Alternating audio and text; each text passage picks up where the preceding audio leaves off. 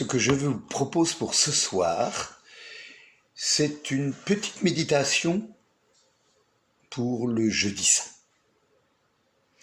Que la grâce, la miséricorde et la paix soient avec vous, de la part de Dieu, de Jésus-Christ, l'agneau de Dieu, dans la vérité et dans l'amour.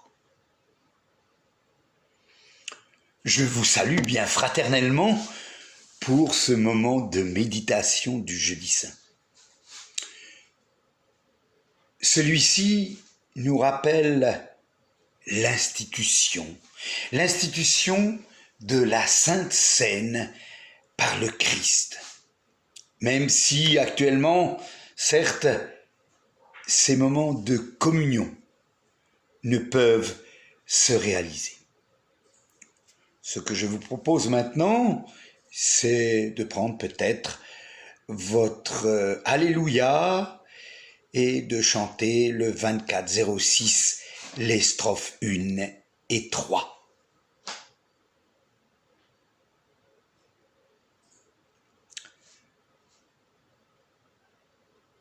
Ce soir, je voudrais méditer avec vous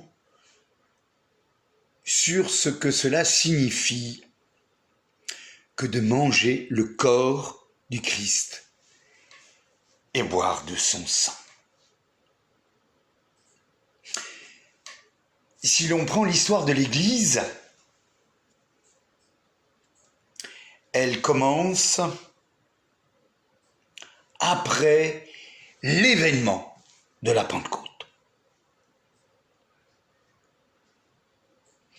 À Pâques, Christ est ressuscité. Il monte au ciel à l'Ascension. Et à la Pentecôte, l'Esprit Saint vient sur les apôtres qui sont réunis dans une chambre. Et à partir de la résurrection du Christ, eh bien les disciples se réunissaient, on le sait, régulièrement pour parler de ce qui venait de se passer. Certainement, ils priaient Dieu, ils le louaient, ils se racontaient et se re-racontaient tout ce qu'ils avaient vécu avec Jésus.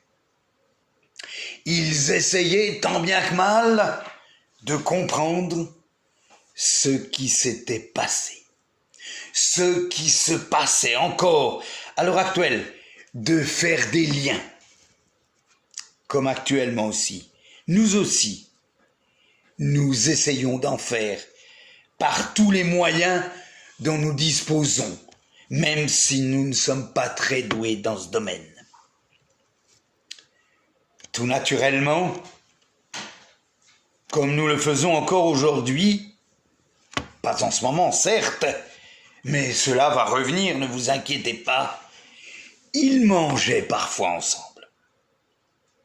Et ils ne pouvaient s'empêcher, comme nous d'ailleurs, nous le faisons également. Lorsque quelqu'un vient de mourir dans notre famille, eh bien, on pense aux derniers instants que l'on a passés. Eux, les disciples, pensaient aux derniers instants qu'ils avaient vécus avec Jésus. Vous savez, on se repasse dans la tête les derniers jours de la personne décédée. On se souvient de ce qu'on s'est dit et de ce qu'on ne s'est pas dit, de ce qu'on a fait, du dernier repas pris avec la personne décédée, ce qu'elle a mangé, de ce qu'il aimait manger. Ouais. Et là, eh bien, les disciples faisaient la même chose. Ils se rappelaient des dernières paroles du Christ. Ils se remémoraient le dernier repas qu'ils avaient partagé ensemble lors de la Pâque juive. Et quand ils se partageaient le pain, évidemment, ils se souvenaient de ce que Jésus avait fait lors de ce dernier repas, et surtout de ce qu'il avait dit. Il avait dit « Ceci est mon corps, prenez et mangez. » Puis « Ceci est mon sang, prenez et buvez. »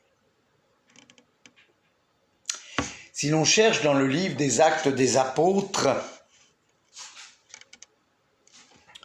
on voit que les apôtres, après la Pentecôte, se voyaient régulièrement, tous les jours, ainsi que les personnes qui chaque jour se convertissaient, il y en avait plein. Ils allaient ensemble au temple. Ils allaient ensemble au temple pour prier, mais également pour rompre le pain.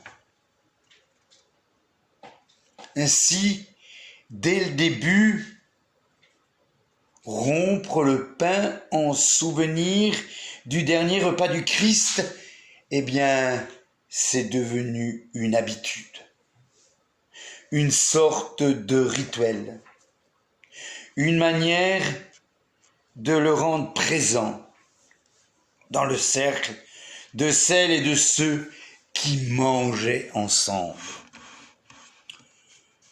On se redisait ces paroles et on s'est rendu compte que cela faisait du bien. Ça faisait du bien de les dire et de les redire et de manger ce pain en se souvenant de Christ. Maintenant, permettez-moi cette petite remarque. Dans l'Ancien Testament, comme d'ailleurs dans d'autres religions en général, ce sont les gens qui offrent quelque chose en sacrifice au Dieu. Et pour se mettre bien avec eux, espérer ainsi une bonne santé, des récoltes abondantes, des enfants, enfin, voilà, plein de choses intéressantes pour chacun et chacune. Or, dans le rite chrétien, eh bien, les choses sont inversées. Nous ne sacrifions pas quelque chose à Dieu, mais c'est Dieu qui sacrifie son Fils et qui nous donne quelque chose. Ésaïe, dans son livre au chapitre 1, les versets 11 à 20, nous raconte dans une vision qu'il a eue avec Dieu, eh bien que Dieu ne supportait plus les sacrifices. Oui, Ésaïe se rend compte que Dieu n'est pas dupe.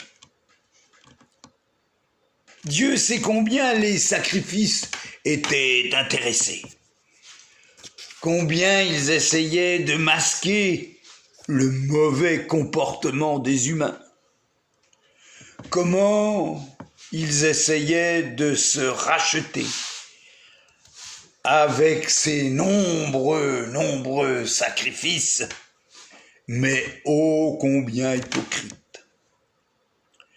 Le comportement fondamental ne changeait pas. Un petit sacrifice et puis allez, ça y est, un retour à la vie normale. Mais dans ce texte aussi d'Ésaïe, Dieu nous montre ô combien il prend au sérieux les questions de nourriture. À une époque où les peuples dépendent pour leur subsistance des aléas climatiques et de la paix avec les voisins.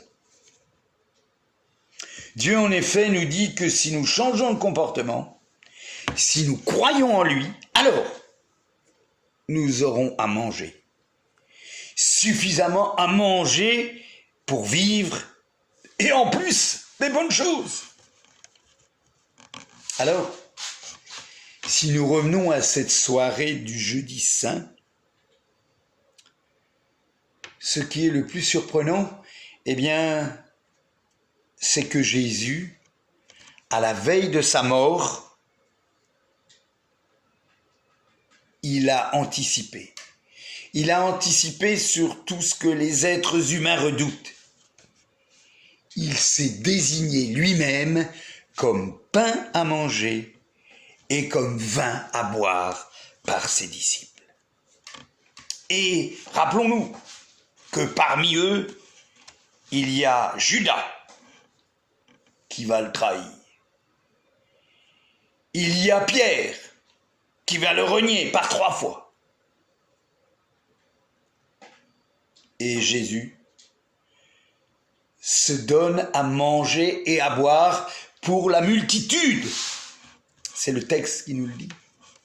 Et dans cette multitude, eh bien, on peut aussi compter ses bourreaux. Je crois qu'en faisant cela, eh bien, Jésus prend à rebours la violence. La violence dont la visée était de le réduire à l'état de moins que rien, à un cadavre abandonné. La violence voulait le faire taire, effacer toutes ses paroles, le gommer entièrement de l'histoire. Et que fait Jésus? La violence veut en faire un objet. Soit.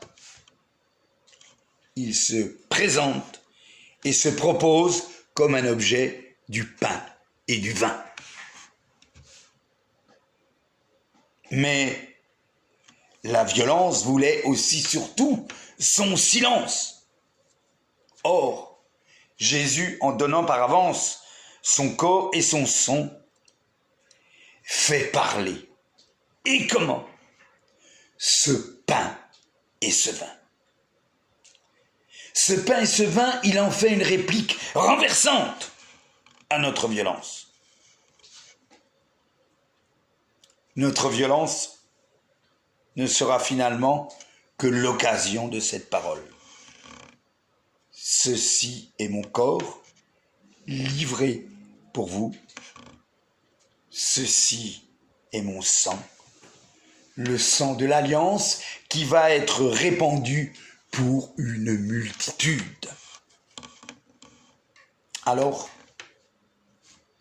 quand nous nous approchons de la table de la Sainte Seine,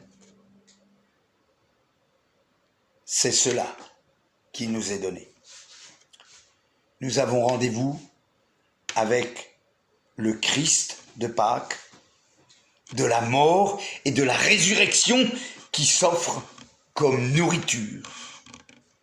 En récapitulant dans son geste tout ce qu'il n'a cessé de vivre durant sa vie, une existence livrée qui est là pour notre salut.